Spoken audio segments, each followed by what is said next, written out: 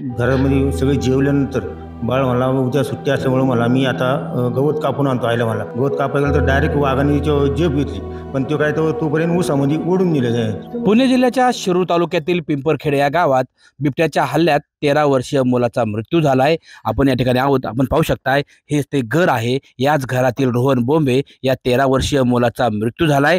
खरं तर या घराशेजारी हा त्याचा गोठा आहे आणि या गोठ्यातील जी जनावरं आहेत या जनावरांनाच खाद्य काढण्यासाठी रोहन बोंबे हा या ठिकाणी घराशेजारी असणाऱ्या शेतामध्ये आपण या ठिकाणी पाहू शकताय. हे समोर जे शेत आहे या शेतामध्ये रोहन हा खरं तर जनावरांना खाद्य आणण्यासाठी गेला होता. या ठिकाणी जे हत्ती गावात आहे या हत्ती गावातमध्ये बिबट्याने त्याच्यावरती हल्ला केला आणि हत्ती गावात शेजारी असणाऱ्या उसामध्ये बिबट्याने त्याला ओढत नेलं. त्यानंतर खरं तर त्याच्या आरडाओरडाने त्याचे वडील असतील त्याच्या घरातली लोक रोहनला वाचवण्यासाठी गेले, मात्र तोपर्यंत बिबट्याने रोहनवरती प्राणघातक हल्ला केला होता. त्यात रोहनचा जीव गेला होता. खरं तर आपण आता रोहन बोंबे हा जो मृत मुलगा आहे त्याच्या घरी आहोत. आपल्यासोबत बोलण्यासाठी रोहन जो आहे त्याच्या आजी आहेत.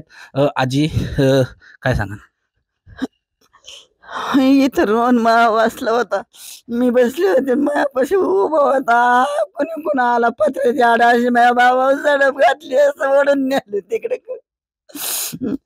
आम्ही आहो इथं कोणीच नाही, मीच एकली, कोणीच नाही. आजूबाजूला मोठमोठ्याने आरडते, अरे बा रोहन नेलाय, रोहन नेलाय.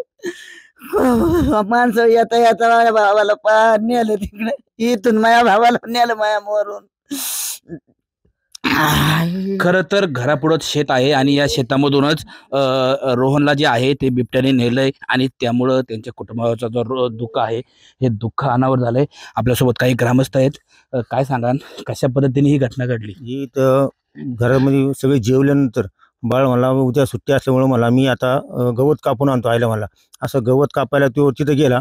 गवत कापायला गेलं तर डायरेक्ट वाघाने जेब घेतली तर ओढून नेलं. मोठ्याने आवाज आल्यानंतर वडील पळत गेले तर वाघाने वडिलावर पण डारकाळी फोडली आणि मोठमोठ्याने गाडी केली तर एक जण चुकून आला, पण तो काय तोपर्यंत ऊसामध्ये ओढून नेलं तिथे.